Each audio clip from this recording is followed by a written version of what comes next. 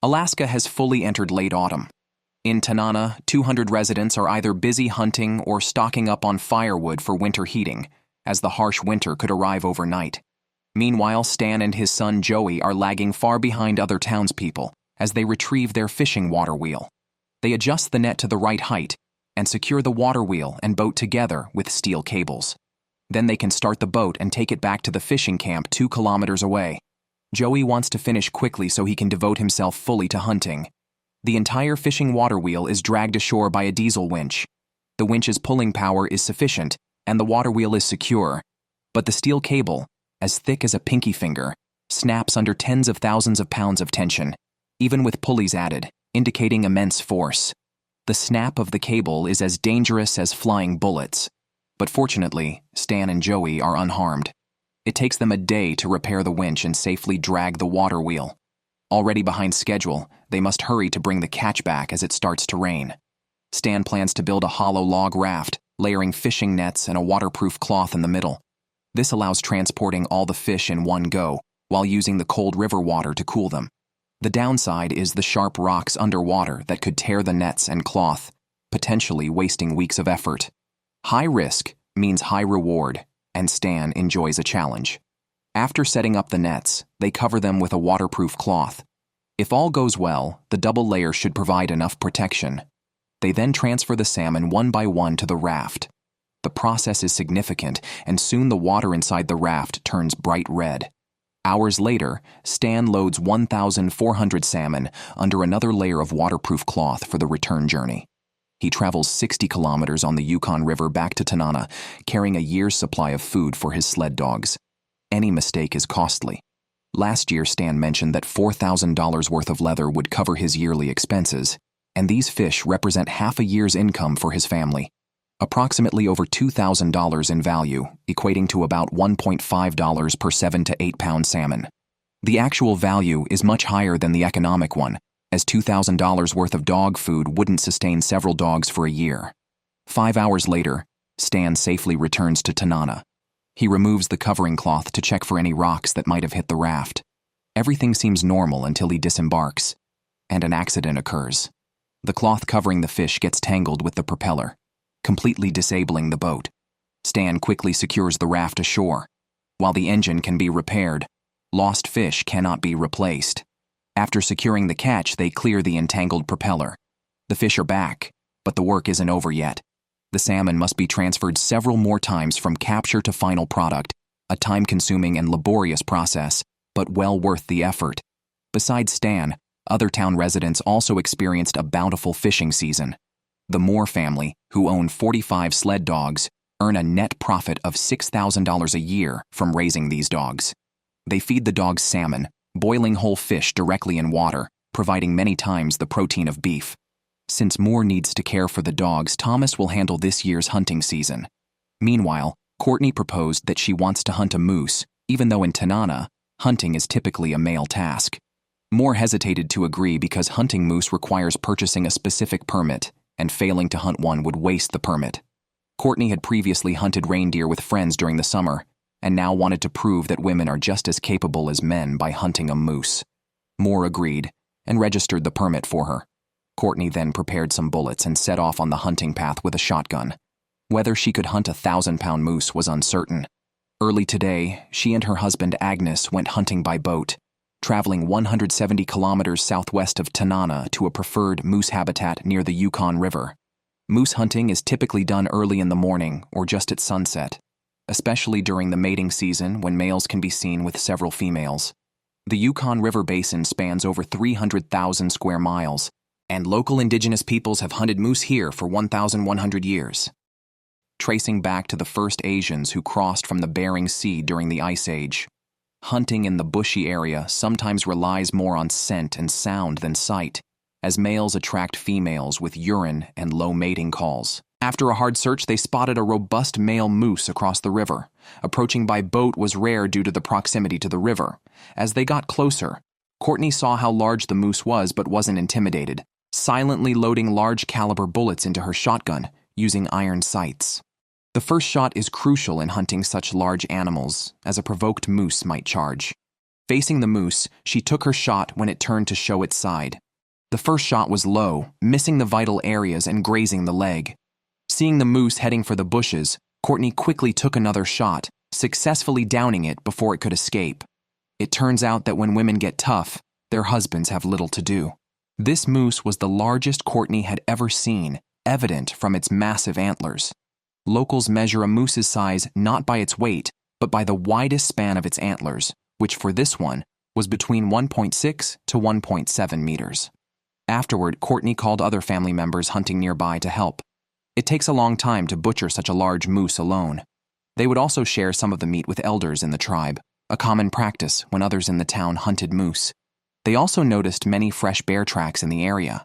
During late autumn, not only do humans need to stock up meat for winter, but brown bears also need to accumulate fat for hibernation.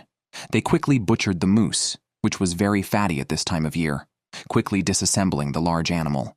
The moose's heart alone was as big as a watermelon, and they packed all the meat in bags to take away. The remaining scene was too gory to describe. This moose produced about 600 pounds of quality meat. They then transported the meat to the boat in batches. Fortunately, the hunting spot was not far from the boat. They had to cut off a section of the antlers, as hunting regulations stipulate that hunters making a living from hunting are not allowed to sell complete antlers. This rule is to protect the local moose population. In the past, poachers would hunt male moose and leave behind the carcass after taking just the head. They loaded the moose head onto the boat and started their return journey with the winter meat provisions. Moore and Thomas were waiting at the dock. Moore was stunned to learn that Courtney had hunted the moose, but he was also proud that his daughter had managed to hunt such a large one. A moose with antlers spanning 1.65 meters is rare, and Courtney had surpassed many of the town's seasoned male hunters. This moose was the largest hunted in the town this year. Thomas mentioned that in his over a decade of hunting, only 2 moose had exceeded this size. They then transported the meat to the smokehouse using a vehicle. The several hundred pounds of deer meat were stored there, giving them the courage to face the harsh winter. Besides the Moore family, other residents of the town were also preparing for the hunting season. However, kind-hearted Charlie had other tasks. He and his daughter loaded collected logs onto a truck to deliver to community elders who couldn't go out. Here, no elder would freeze without firewood or starve without meat. After completing these tasks, Charlie took his gun bag and boarded a small boat. It was now his turn to hunt for winter meat. They had only 20 days to hunt, and each family needed at least 600 to 700 pounds of meat to get through the winter. Charlie, his brother Shane, and his father-in-law Tom would hunt together, traveling 40 kilometers along the Yukon River to their family's usual moose hunting grounds, an area full of swamps and bushes, ideal for moose. An adult male moose typically weighs around 1,400 to 1,500 pounds, though some robust ones can reach up to 2,000 pounds and stand between 2 to 3 meters tall. Despite their size, these animals can still hide well among the bushes. While searching, Charlie mimicked moose calls, as it was mating season and males would emerge to compete. However, after 4 hours of searching without seeing any, they returned to their boat. Just then, they spotted 2 moose, one large and one small, crossing the river. They quickly loaded their shotguns as the river was over 100 meters wide. They fired 2 shots before the moose could reach the trees and enter the forest, unsure if they had hit their targets. They crossed to the other side to check. After reaching the opposite bank and following the moose into the forest, they hoped to find signs of an injured animal. Just when they thought the moose had completely escaped, they came upon a fresh trail of blood. This indicated the animal was indeed injured, and severely so, given the amount of blood. Unexpectedly, after following the trail for several hundred meters, the blood trail suddenly disappeared. Hunting regulations strictly prohibit allowing wounded game to escape, so they were determined to find the moose. The 3 decided to split up and search the small island they were on. They knew they had to find it, even if it meant searching every inch of the island. Finally, the next morning, they spotted the injured moose by the riverbank and shot again, causing it to fall directly onto the river beach. The moose weighed around 1,100 pounds, relatively small for its species, but sufficient to start their winter provisions. Although this moose wasn't enough for 3 families to survive the winter, it was a good start. Charlie sliced open the moose's neck with a small knife, and bright red blood spurted out instantly. After some time, They directly packed the entire moose. Charlie skewered some of the meat on branches, sprinkled it with salt, and roasted it by the campfire. They even roasted the moose's leg bones to eat the rare marrow inside. The meat, rich in fat this season, tasted the best all year, while those who dislike moose meat find it bland. Native populations, who have traditionally relied on it, cherish it greatly. Most importantly, this meat is completely natural, ensuring it is healthy and pollution-free. Many residents of the town had hunted moose, except for James, who was taking care of his puppies. It wasn't that he didn't want to hunt, but his sled dogs had recently had 2 litters, and the puppies couldn't be left alone. In the afternoon, the lively group of puppies had a few missing by feeding time in the evening. Upon checking the smokehouse where the fish meat was stored, James found 2 puppies dead. He suspected a gastrointestinal virus, having encountered this before. Such a virus can kill puppies within 24 hours. To prevent other puppies from getting infected, the dead ones had to be dealt with, and several others showed signs of infection, appearing quite unwell. The next day, he added a small amount of chlorine to the fish soup he fed the dogs, similar to how chlorine is used to kill bacteria in tap water. With no vet in Tanana, they had to solve these problems themselves. Over the next few days, no more puppies died, and those that had been unwell recovered, indicating the treatment worked. With the puppies fully recovered, James now needed to find time to hunt moose. On the other side of town, 22-year-old Joey was also preparing to go hunting. Already one of the town's most respected hunters, Stan had entrusted him with the task of hunting for winter meat. With just 2 days left in the hunting season, failing to hunt would mean no moose meat for the winter. He visited James, who hadn't been hunting because he needed to care for his sick dogs.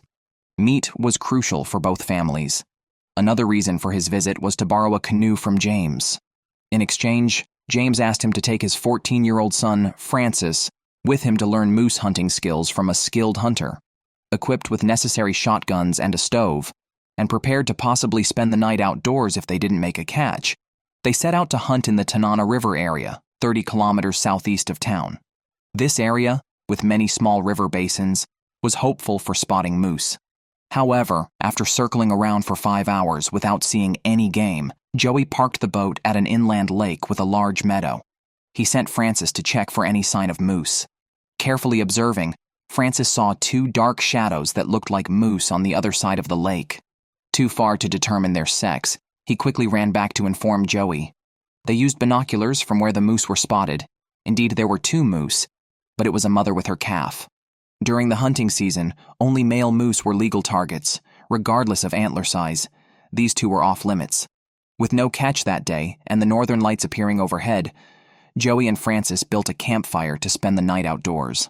With only 1 day left in the hunting season, the pressure was mounting on them. They could only hope for better luck tomorrow. On the other side, James and a good friend were also searching for moose. He couldn't rely solely on his son, Francis. The 2 scanned an inland lake but saw no moose. James tried to mimic moose calls using a plastic bucket and rope to see if any were hiding in the nearby bushes. They decided to look elsewhere. By the next day, it was their last chance to hunt for winter meat supplies. James continued searching on the river in his boat. Although Alaska is rich in moose, they seem scarce compared to the vast territory. Hours passed, but fortunately they spotted a suitable target in a wetland. However, the distance was quite far, at least 300 meters. Even experienced hunters only have a 50% chance of hitting such a distant target due to the unpredictability of large-caliber bullets. James leaned against a tree and took a long time to aim before finally pulling the trigger, confident he had hit, though unsure of the exact spot or the severity of the injury. After a while, he and his friend reached the location where the moose had been. There were no blood traces on the ground, but they saw footprints from the escape. Just as they were processing this, James quickly fired a shot into the bushes and discovered the moose lying on the ground. It was the same one they had seen by the riverbank. They then proceeded with the task of handling the carcass. Meanwhile, Joey and Francis were still searching for a target. Today, they planned to use a canoe to explore an inland lake. Food-rich wetlands like this should have male moose. Joey found some moose tracks by the lake and later, urine traces in the forest. These signs indicated a male moose was indeed nearby. They searched from morning till evening, but couldn't find the moose. Worse, Several wolf howls from afar indicated the presence of predators, which meant grazing animals would avoid the area. The howling also signaled a likely unsuccessful hunt for them. This was Joey's first failed moose hunt since becoming an adult. His limited hunting time this year had resulted in no winter meat. Back in town, hunters were happiest when they brought back hundreds of pounds of deer meat. James showed his son the large moose he had hunted, weighing about 1,200 pounds, producing around 500 pounds of quality meat. They hung the meat on ropes in the smokehouse for storage. Even without smoking, the meat wouldn't spoil in this season and could be retrieved for winter consumption. James smiled as he looked at the meat filling the smokehouse. At the same time, Charlie was checking his trapping lines. Local hunters have established routes for trapping fur-bearing animals. If others found an unattended trap line, they might claim it for themselves. Upon inspecting his area, he found someone had set up new traps. These angled poles were specifically for trapping mink. Currently, a mink pelt could easily sell for $100, a significant source of income for fur hunters. Charlie pulled out his revolver, ready to investigate further. Town residents were aware of each other's trapping lines and typically wouldn't encroach. After trekking a few kilometers, he saw someone managing the trapping line and realized it was his own son, Bob. If it had been a stranger, Charlie might have greeted them with a bullet. Bob simply wanted to prove to his father that he could manage a trapping line too. Afterward, father and son prepared to hunt another moose together. The last time Charlie and his father-in-law had hunted, the moose was too small to meet the winter needs of 3 families, prompting this second attempt. Most main river areas had been searched by town residents, so success now meant venturing into less accessible inland areas. They paddled the canoe through a wetland in search of water, then moved into the forest.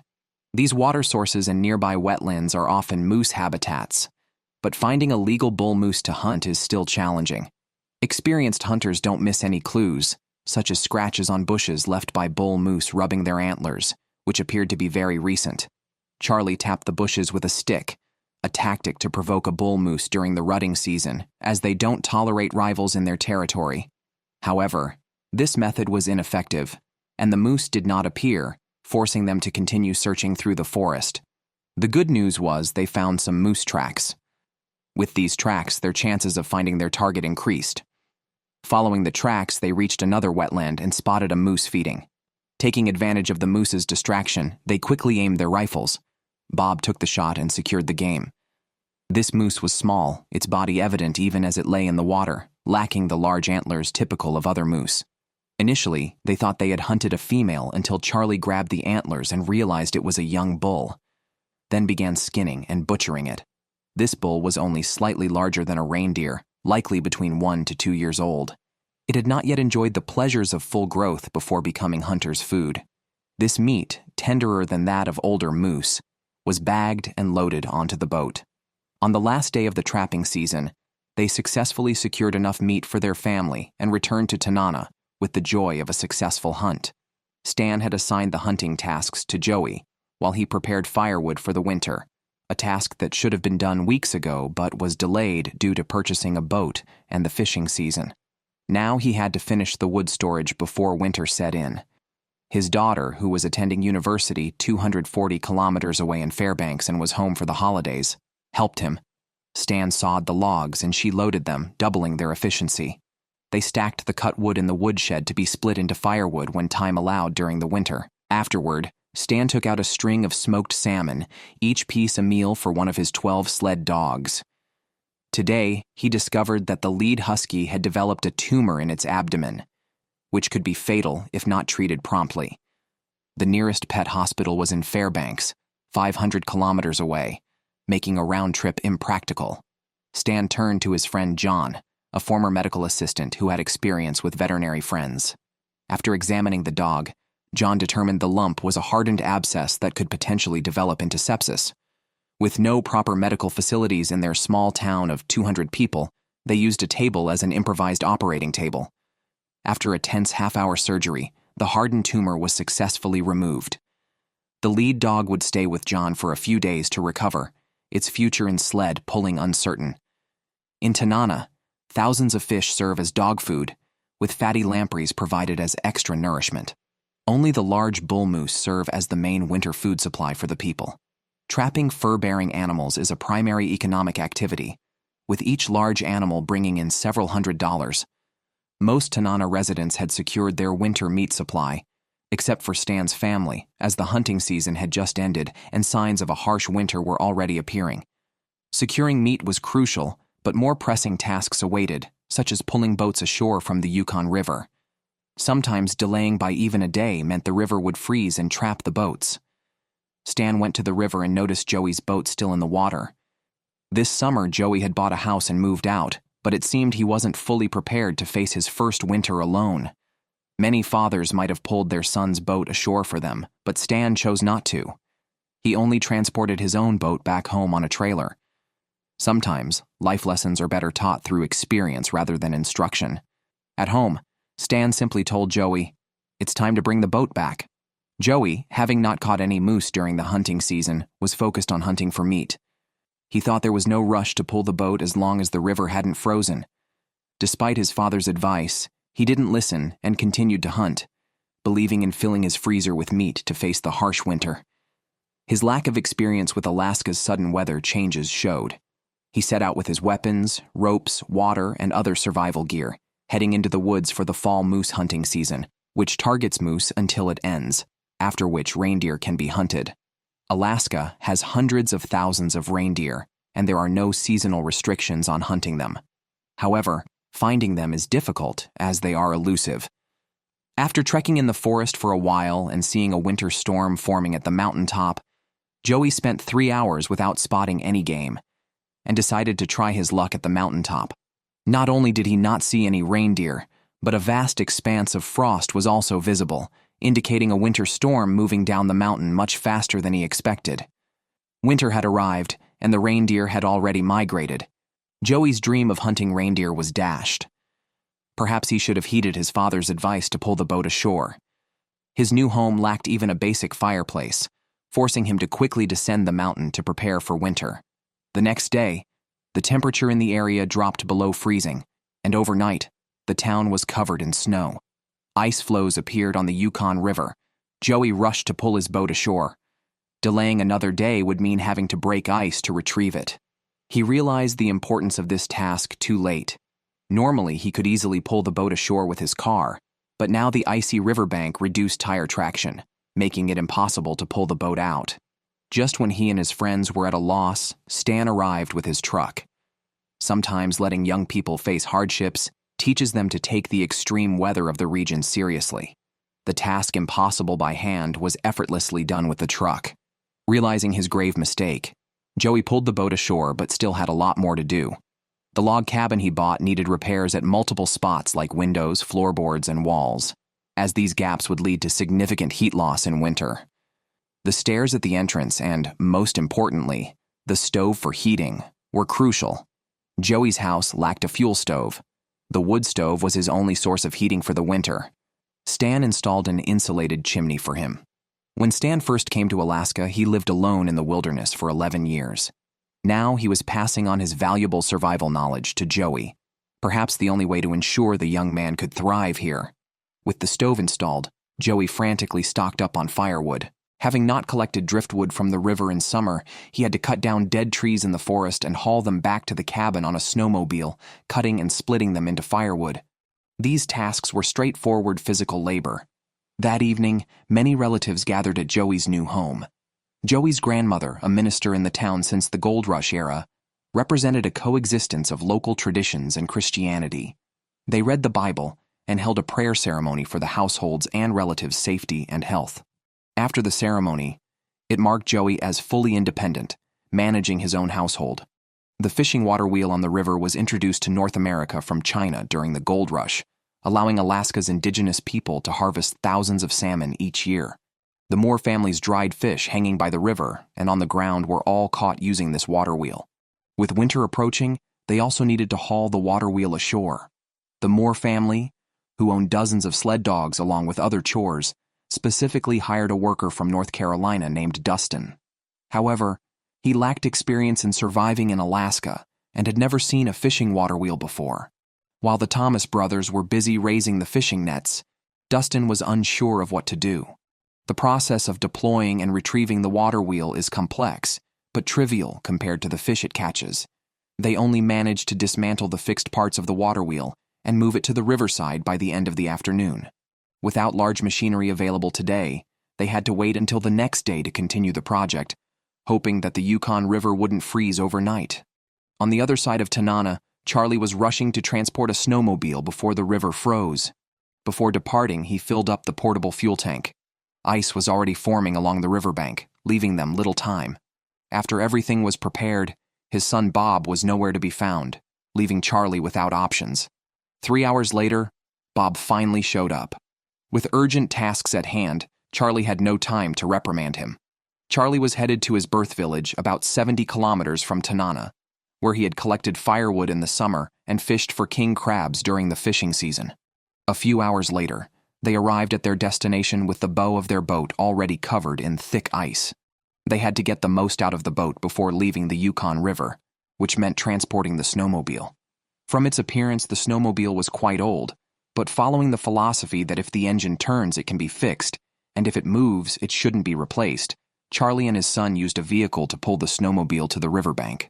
With the help of a few friends, they loaded the snowmobile onto the boat, confident that with some repairs, it could be as good as new.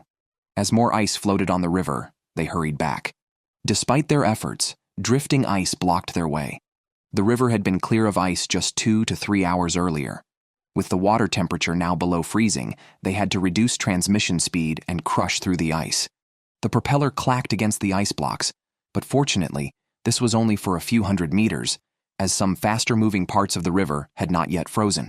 If Bob hadn't delayed those few hours earlier, they might not have encountered this situation. Overnight, Tanana experienced its first snowfall of the year. Today, the Moore family had to haul the fishing water wheel ashore or risk losing it. Thomas borrowed the town's only bulldozer, a robust 1960s military model that had previously moved Joey's log cabin without issue. The fish wheel was no challenge for it. On the other side, Charlie and his son returned to town just before dark yesterday and had to haul their boat ashore today. The indigenous people living here continuously prepare, gathering supplies in the summer for the winter and vice versa. The only real rest might come when one lies in a coffin.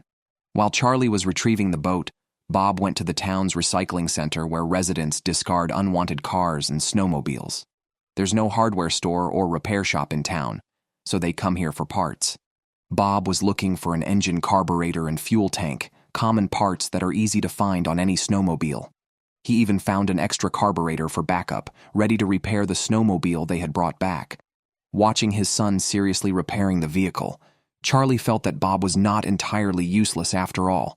Snowmobiles became a common mode of transport for residents of Alaska 50 years ago. However, due to various extreme weather conditions, they often malfunction. Almost everyone who rides a snowmobile knows how to fix one, and the repairs are not too complicated. The engine mainly consists of the cylinder block, carburetor, spark plug, and ignition coil. As long as these parts are functioning, other issues are generally straightforward to handle.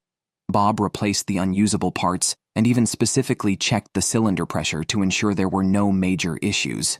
On the other side, Moore's hired worker, Dustin, was preparing firewood for heating. Experiencing his first Alaskan winter, he estimated that the small cabin would need a ton of firewood for the season. He borrowed Moore's truck to transport the wood, but accidentally shattered the rear window during loading. Having been in Tanana for only 2 weeks, he had made more mistakes than others might in a year. Knowing he might be fired, he immediately informed Moore about the incident and promised to pay for the glass repair. Moore came outside to assess the damage. The glass was badly shattered but had not fallen out. Moore was understandably frustrated but did not scold Dustin or fire him, recognizing how hard it is to survive alone in Alaska. He found some cardboard and tape to seal the broken glass, which had to be heated with a heat gun before use due to the cold. This summer, Joey bought a house planning to live independently.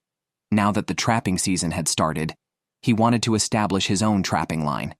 His first plan after acquiring fur was to replace his old snowmobile, which was in very poor condition. The tie rod ends were held together with wire, and plastic parts were patched with rope. Aside from the horn, which didn't work, every other part made noise.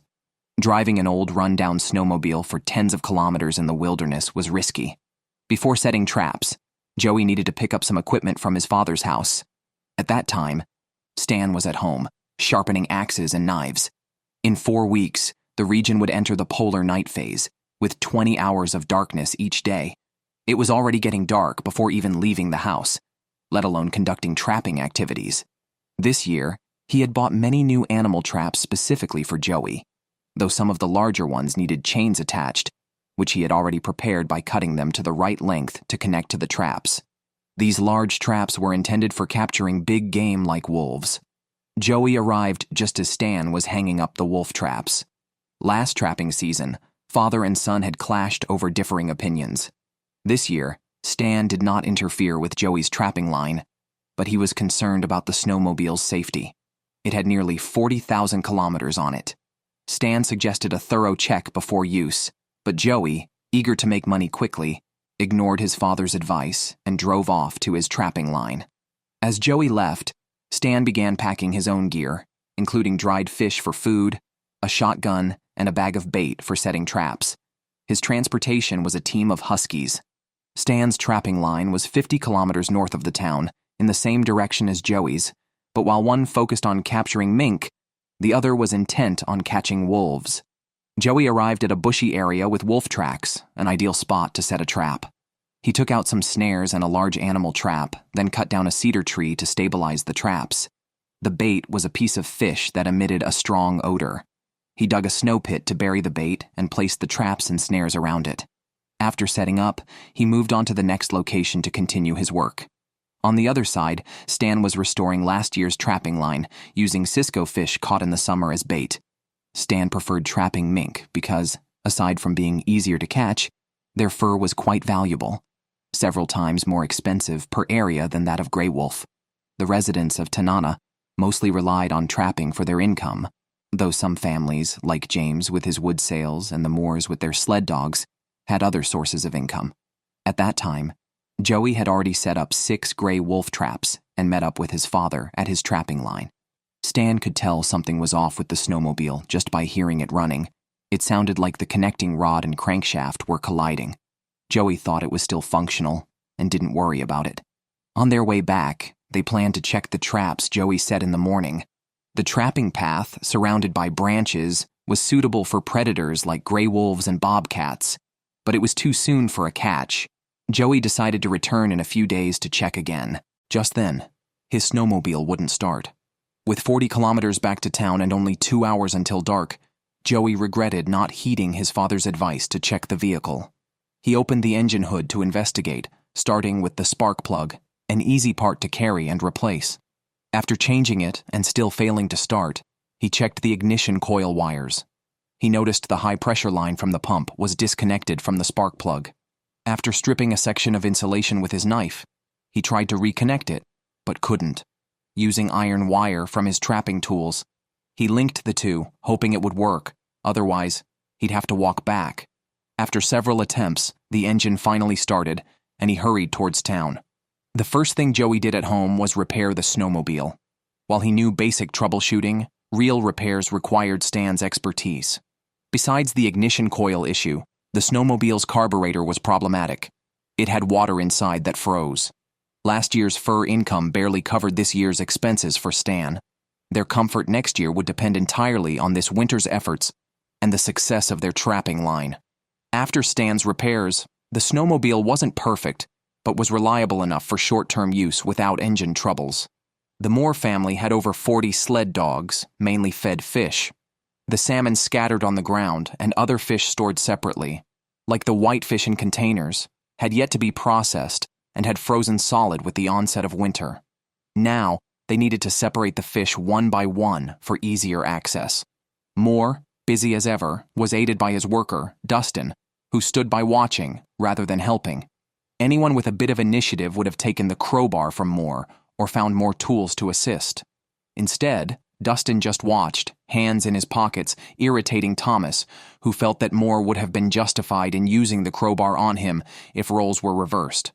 With hundreds of fish to process on the ground and in the truck, they decided to overturn the containers to speed up the work. While Moore had initially allowed Dustin some leeway to make mistakes, it was now clear that the issue was Dustin's attitude. Seeing him still not finding his role, Moore eventually told him to go home to avoid further frustration. They had intended to hire a dog trainer, not a freeloader. Once they had separated the fish, they would call him back to help stack them. The next day, the region was about to enter a severe cold phase, and the Moore family still had many tasks unfinished. Dustin had been in Tanana for a while, but had not yet adapted to the pace of life there. Moore asked him to try training the sled dogs. Initially, Dustin did not even know how to harness the dogs, but after 2 weeks, he had become much more skilled, though not yet at a dog trainer's level.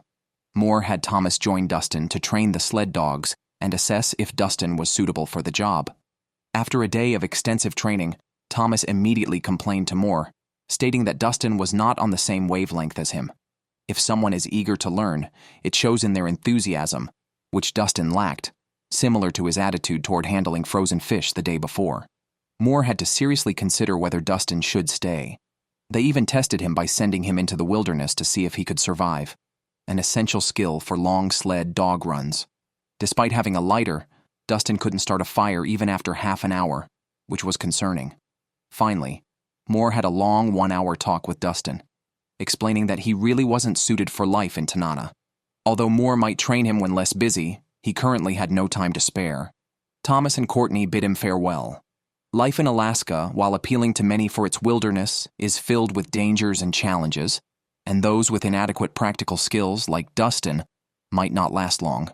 Moore drove him to the town's airport to catch a flight home. Some people love wilderness life as an escape from civilized communities, but that doesn't mean they can survive it. Meanwhile, on the other side of town, Charlie was preparing to set traps with his son. Fur trapping was one of their few economic resources they wouldn't miss out on. Last year, their primary targets were beavers, but this year, with the rivers not yet frozen, they were trapping mink. Local hunters usually use rotting fish as bait, the smellier the better. Charlie had stored some fish in a cellar during the fishing season. Upon opening it today, he found the fish had completely liquefied, except for a few on the surface that were still usable. This had never happened before and was likely caused by a recent unexpected rise in temperature.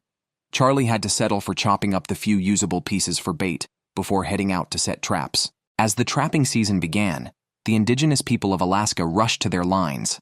At first glance, one of the traps seemed empty, but a closer inspection revealed a mink's paw, indicating a predator had stolen the catch.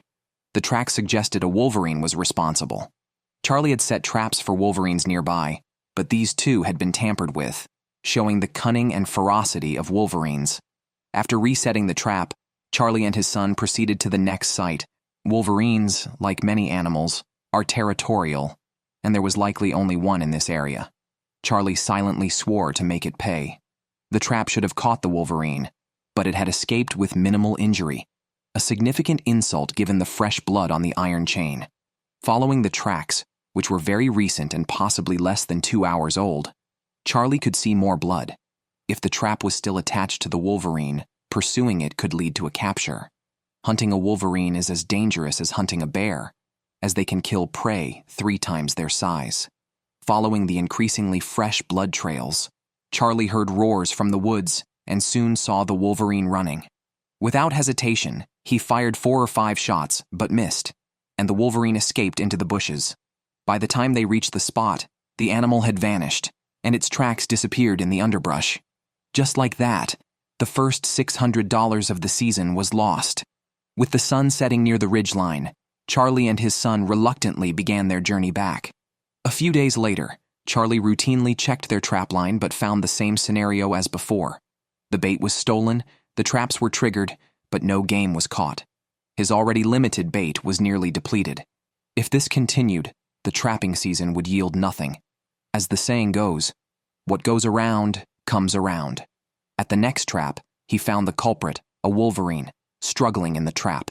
Charlie was sure this was the one he was after. The wolverine was caught by just half of its front paw, and had he arrived any later, it might have escaped again. Charlie aimed a shot at its head, but the struggling animal dodged it. He waited for a brief pause and then managed to shoot it in the forelimb, minimizing damage to the fur. The wolverine had been chewing on the steel cable and had already severed half of it. Wolverines are considered spiritual animals by the indigenous people, and capturing one is believed to transfer its strength. Charlie was proud to harvest such a magnificent creature during the trapping season and resolve the issue with his traps. Although the main troublemaker was caught, Charlie's bait was now exhausted. He drove to the Moore family, who caught the most fish in town. The heaps of salmon were primarily used to feed their sled dogs, just the tip of the iceberg for their operations. Catching fish with the fishing wheel was easy, but the subsequent sorting and processing required manual labor. Since they had let go of their only worker, Dustin Moore and his family had to handle the fish themselves. Thomas was busy with other fish at the fishing camp. With daylight decreasing by 20 minutes each day until the polar night, they needed to prepare food and supplies before temperatures plummeted to minus 40 or 50 degrees Celsius. While Moore was feeding the sled dogs, he suddenly noticed a severe tilt in the foundation of the cabin, with a gap wide enough to fit a finger between the two cabins. He immediately called his son Thomas to discuss what to do. Thomas had many unfinished tasks and couldn't spare time for the repairs, but recommended a new carpenter in town named Sam. In a place like Tanana that is wary of outsiders, newcomers don't have the right to hunt or trap. Gaining the trust of the locals might eventually allow Sam some fishing and hunting rights. Repairing the cabin was a good opportunity for Sam to prove himself. Sam examined the foundation and found that the pillars were no longer providing support. The thawing and freezing of Alaska's permafrost often caused such sinking. The problem was manageable. Just tighten the steel cable connecting the cabins and reinforce the foundation. However, while tightening, the cable snapped. Sam had hoped to impress the locals, but this mishap was like shooting himself in the foot. Still, he informed Moore about the situation. Moore was furious, but he knew the priority was to secure the house. After searching the entire town, he found a suitable steel cable, and after a day of repairs, the gap between the cabins had reduced from 1 finger width to half. At least they didn't have to worry about the house collapsing this winter. At another Moore fishing base, Thomas noticed signs of fish being stolen from the ground. He initially thought birds were the culprits, but a closer inspection revealed wolverine tracks in the surrounding snow. With so much fish hanging around, it was inevitable that bold predators would be attracted. Thomas set up a series of animal traps around the fish storage boxes and the racks used for drying fish. By placing traps around these areas, any returning wolverine would surely be caught. The next day, Thomas specifically asked Sam to join him to check the traps, as the animal they were targeting, the wolverine, is known as a formidable opponent in the wild, even more dangerous than the gray wolf. They first inspected the perimeter traps, found some fish stolen but no catches. Near the fish storage boxes, they heard growling sounds and discovered the thieving wolverine struggling in a trap. Wolverines, only a third the size of a black bear, can outfight them, demonstrating their ferocity. Thomas stood on the fish box, and the wolverine aggressively lunged at him. It was caught by only 3 toes, nearly escaping. After a tense struggle, they managed to subdue it, with Sam using a snare to tighten around its neck, ultimately leading to its suffocation. After confirming the wolverine was dead, Thomas thanked it for its precious life. The Moore family, traditionally dog breeders, captured such a valuable fur-bearing animal but didn't know how to process it. The next day, while transferring fish from the boxes to a truck, Charlie came to ask for some fish to use as bait. Thomas filled a basket for him in exchange for guidance on processing the wolverine fur. Charlie, a veteran hunter of several decades, was the perfect person for this job. It was Thomas's first time dealing with wolverine fur, and having an experienced hunter like Charlie helped boost his confidence. Charlie instructed him to start with the limbs, ensuring to keep the claws on the fur, a key factor in fetching a high price. After handling the limbs, the rest of the body was simpler. The key was to minimize fat and flesh on the skin, typically by hanging the game upside down and carefully peeling the fur from top to bottom. The removed fur would be stretched on a frame to dry completely before proceeding to the next steps. Weeks earlier, Joey and his father had set up a trapping line, but this year's warm weather without snow made it difficult for snowmobiles to operate on the insufficient snow cover. Previous years saw nearly a meter of snow by this time. Now many areas were bare, preventing residents from hunting or trapping. Joey relayed everything he saw to Stan and Charlie, noting even snowmobiles were unsuitable for such conditions. Upon hearing he couldn't check his traps, Charlie planned to travel 70 kilometers along the Yukon River to Barrier Village to check on his mother, leaving his son Bob to check the traps with an all-terrain vehicle that could handle various terrains, including unfrozen rivers, as long as the water wasn't too deep. Bob, however, got stuck with the ATV's rear wheels trapped, and despite efforts, he couldn't get out until he used brute force to lift the vehicle and continue checking his traps. Far from Tanana, Joey was organizing mink traps since his previous lines were inaccessible. He planned to establish a new line in the woods behind his house and called his friend Ralph for help for both assistance and safety. Shortly into their trek in the woods, they discovered mink tracks, an ideal sign for setting traps effectively. Joey chopped down a suitable cedar to use as a ramp, placing bait and traps at the end of the log, a common mink pathway, ensuring the setup was tailored to the mink's habits. Sometimes he also set larger traps on the ground to catch larger predators like lynxes, wolverines, and minks. Joey's ultimate goal was to catch a wolf, as capturing one is considered a mark of a skilled fur hunter. As night fell and temperatures dropped to -35°C, Bob, who was out checking traps, nearly froze to death in the wilderness. Unable to endure the cold, he stopped to make a fire. Without kindling, he struggled to ignite the dry branches until he siphoned some gasoline from the fuel tank and used it to start the fire. After warming up, he hurried back to town. The next day, Joey stepped out of the cabin to check the traps he had set the previous day. It had snowed lightly overnight, which usually meant animals would be out searching for food after the snow stopped. The first trap was empty, but Joey didn't get discouraged and moved on to check the rest. Sure enough, the next trap brought him a pleasant surprise. Due to a sharp decline in mink fur production this year, prices had risen from $100 last year to $150. The mink Joey caught was slightly smaller, valued at around $120. He left it in place, planning to collect it on his way back. Once luck starts, it's hard to stop.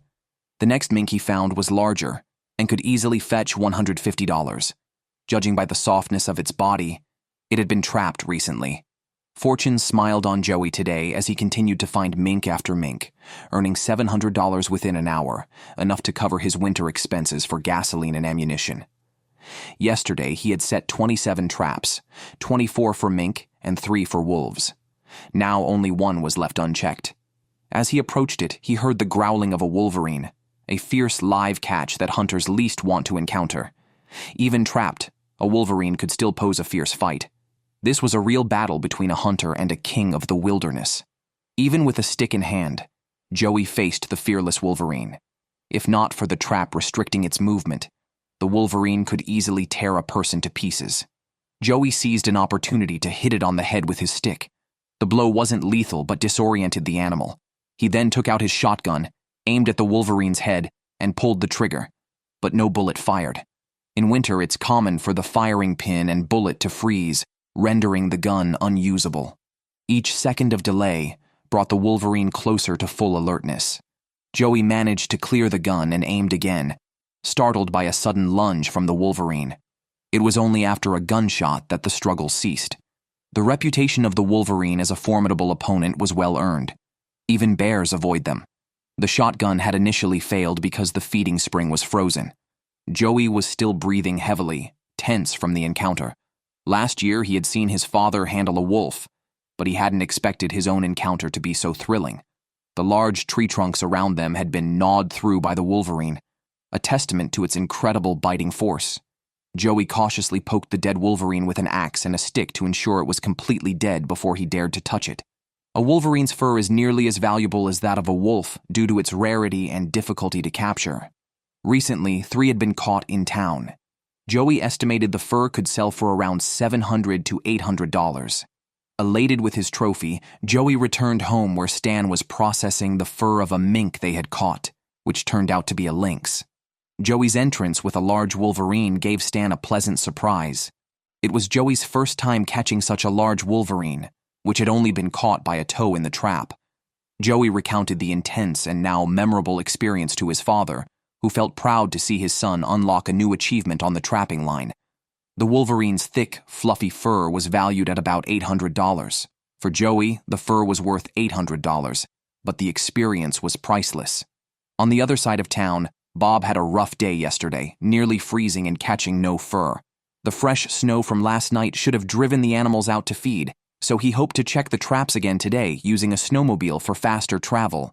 While he proved inept at catching mink, he was adept at catching birds. A small, carnivorous bird had been trapped, which he had to release and reset the trap before speeding off to check the remaining traps. Today seemed to be a battle with these birds, triggering the traps without any significant catch. The good news, however, was that he discovered some lynx tracks near one of the traps, indicating a chance to catch this valuable fur-bearing animal on his trapping line. Halfway through the day, Bob finally saw some success. The mink he caught was the reward for his days of effort. More catches like this would be even better. Perhaps his prayers were heard, as the next trap also contained a mink caught by a large trap on the ground. The last trap he checked did not disappoint either. It contained an even larger mink with finer fur. The first two mink furs were valued at $150 each, but this one could sell for around $180. Bob was eager to show these to his father. Meanwhile, Charlie and his elderly mother were transforming some processed fur into products. A mink fur sold raw could fetch between $150 and $200, but when made into gloves, its value could triple. Gloves sewn from deer and mink fur typically sell for about $500 a pair. This price reflects the effort from capture, processing, and sewing, each requiring significant time and labor. This is the difference between selling raw materials and finished products. In Alaska, Moore and his son Thomas, along with their neighbor Sam, drove hundreds of kilometers to a small town in pursuit of a type of eel called lamprey, used to feed their dogs. Salmon, which they usually use, has a fat content of about 40%, but lamprey can have up to 70% fat content, crucial for sustaining their dogs through the cold winter. Sam, who grew up in Grayling Town since he was 4, knew well how to catch lamprey. First, they set up a windproof tent and prepared firewood for the coming days. Lampreys do not have a fixed migration time. They just roughly pass through this river segment during these days. Lampreys, similar to a type of sea fish, cling to rocks to feed. They migrate once a year, but the migration window is very short, sometimes as brief as 10 minutes, and at most 2 hours, very different from other migrating fish. Moreover, choosing the right spot is crucial to catch these fish. The Yukon River is over 1,000 meters wide, and its rugged icy surface is formed by flowing water pushing up the ice. Lampreys usually choose the narrow channels along the banks, and picking the wrong spot means catching nothing. It's a 50-50 chance, half skill and half luck. After selecting the right ice spot, they began cutting. A 20-inch chainsaw bar, which is 50 centimeters, was used. If cutting all the way down doesn't bring water, it indicates the ice is thicker than that. They had to find a thinner spot to make a hole. After several attempts, they managed to cut out a rectangular block of ice weighing over 100 pounds.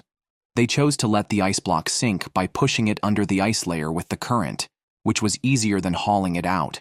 Sam then used a log to measure the depth of the river at this spot, finding it to be about 2.5 meters deep, deeper than their netting depth.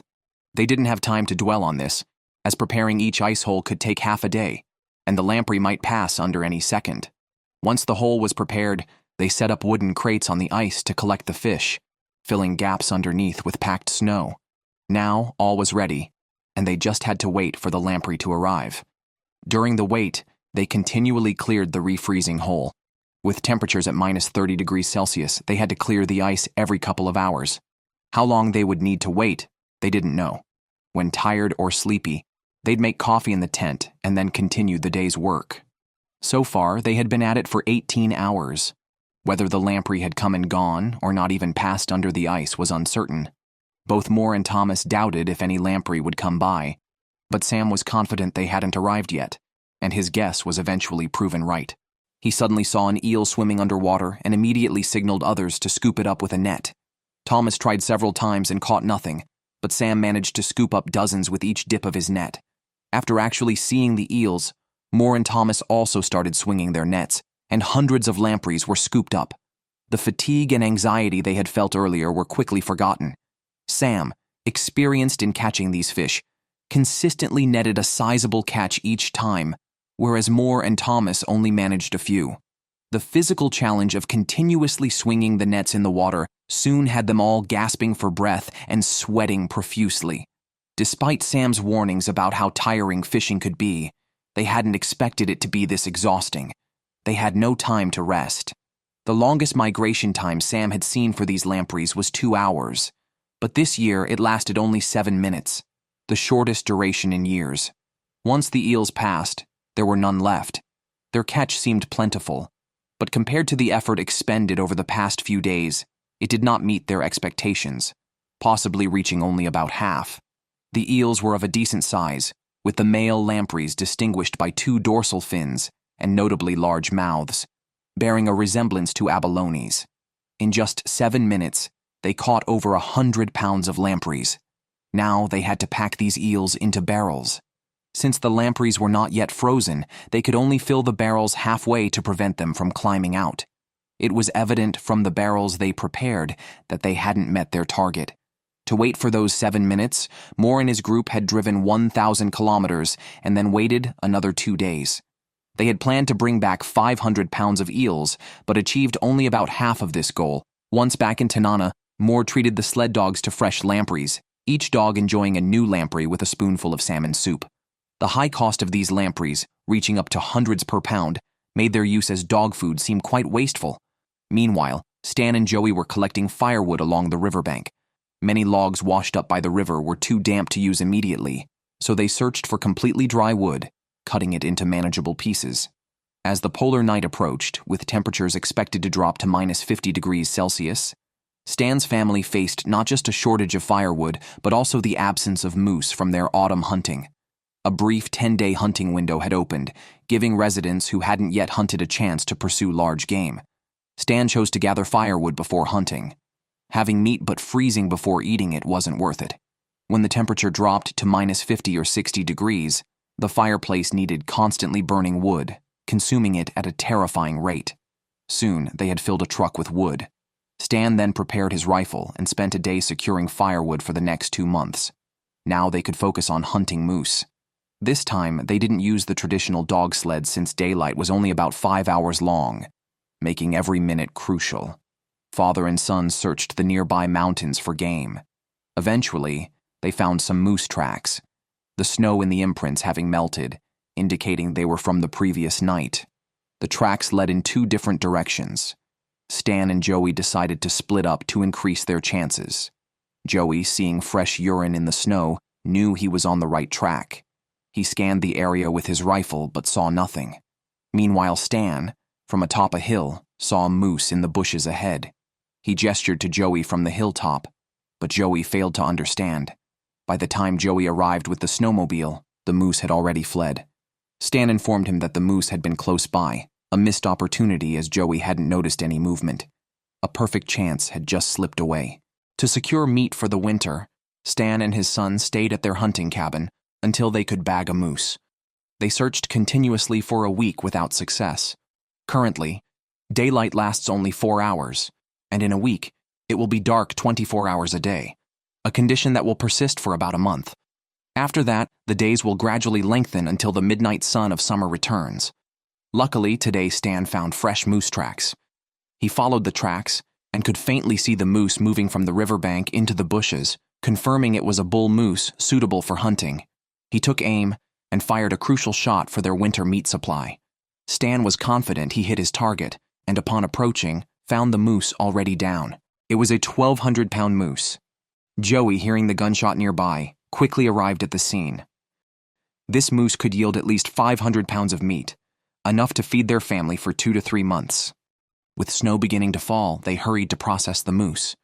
They quickly butchered the animal using small knives to keep the meat clean, ensuring the hide was kept intact. Joey dragged the moose's leg towards the snowmobile, estimating that the bull would provide about 500 pounds of meat. Perhaps because Joey hadn't tasted venison in a while, he grilled a few pieces to sample as they worked. After 8 days and hundreds of kilometers, securing this meat was well worth it. They packed the divided meat into the snowmobile, ready to start their journey back home. In their community, men are responsible for bringing the meat home, while the women handle the detailed butchering, using sharpened knives to finely separate the meat into different cuts for various storage methods. During the days when meat is brought home, it is a joyful time. Organs like the heart and liver, which do not preserve well, are usually eaten first. They cut the heart into steak-like slices and fry it in a pan for a quick meal. Stan's family relished the joy of eating these delicacies. On the other side of town, the James family didn't lack meat, but their firewood supply was depleted. They were the biggest firewood stockpilers in town during the summer. A recent cold snap sold out their entire stock. Today, James planned to take his son Francis to prepare more firewood orders, with their biggest client being Charlie's boiler factory. If James didn't deliver the firewood on time, 2/3 of the town could lose access to running water. However, their snowmobile wouldn't start. James looked at Francis, suspecting him because he had been out riding the snowmobile wildly the night before. Despite Francis insisting it worked fine when parked, James scolded him and demanded it be fixed within 2 hours. They had 5 carts of wood to transport, and using sled dogs would greatly reduce efficiency. For now, they had to resort to using the dog sled. Arriving at the logging site 3 kilometers away, a single large dead tree was worth $150. James quickly started cutting it down after clearing the underbrush, making an initial notch and then cutting from the opposite side. Unfortunately, his angle was off, causing the tree to fall in the wrong direction. Although it didn't hit anyone, it required more time and effort to handle. They cut the dead wood into fixed lengths and carried it out of the bushes section by section. Back home, Francis was fixing the snowmobile. After checking everything and finding no issues, he tried a last resort by heating the engine. He poured some fuel into a few small cans, lit them, and placed them near the engine to warm it up. After waiting half an hour, the snowmobile started on the first pull, suggesting it was just too cold to start initially. He then took it for a test drive to check for other issues. Unfortunately, he didn't handle a drift correctly and crashed, breaking the throttle control cable. Not daring to tell his father, Francis quietly walked 2 kilometers to a recycling center to find a replacement part. Fortunately, there are many discarded snowmobiles around here, so finding the needed part was easy. After finding the required part, Francis quickly repaired the snowmobile and then drove to meet his father. Francis is the oldest of 5 siblings, and James's expectations of him are quite high. All this is a father's hope that his son will learn more wilderness skills. When they delivered the wood to Charlie's boiler factory, they found that the order originally theirs had been taken by someone else. The marked firewood was already delivered by another supplier. Facing this situation, they had no choice but to take the wood back home. They understood that being prepared is essential to seize opportunities when they arise. It's December in Alaska, with 21 hours of darkness each day. Today, Charlie and his son spent 16 hours checking their trap lines, returning empty-handed. The hundreds of kilometers long trapping line yielded no game.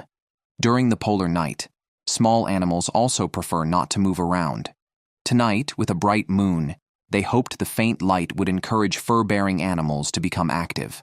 The next day, the father and son continued checking traps, as their household lacked enough meat to get through the polar night. They didn't go hunting because they wanted to trade fur for meat. Today, Charlie and Bob were lucky. Before reaching a trap, they spotted numerous lynx tracks. Approaching, they saw a lynx staring back at them. With claws up to 5 centimeters long, lynxes are among the top hunters in the forest. The trapped lynx was a mature male, well-fed and robust, indicating a plentiful food supply in winter. Bob had never dealt with a live lynx before, and handling such a fierce animal is a rite of passage for every hunter. Charlie instructed him to use a noose at the front end of a log and find the right moment to loop it around the lynx's neck. It seemed easy, but getting the lynx to cooperate was nearly impossible. They only lash out with their claws at anything approaching. After several unsuccessful attempts, Bob changed his approach from behind the animal, which surprisingly worked well. He tightened the noose around the lynx's neck until it suffocated. Many people can't understand the act of killing animals, but this is the way of life in Alaska. The lynx's fur could bring them $1,000 in income.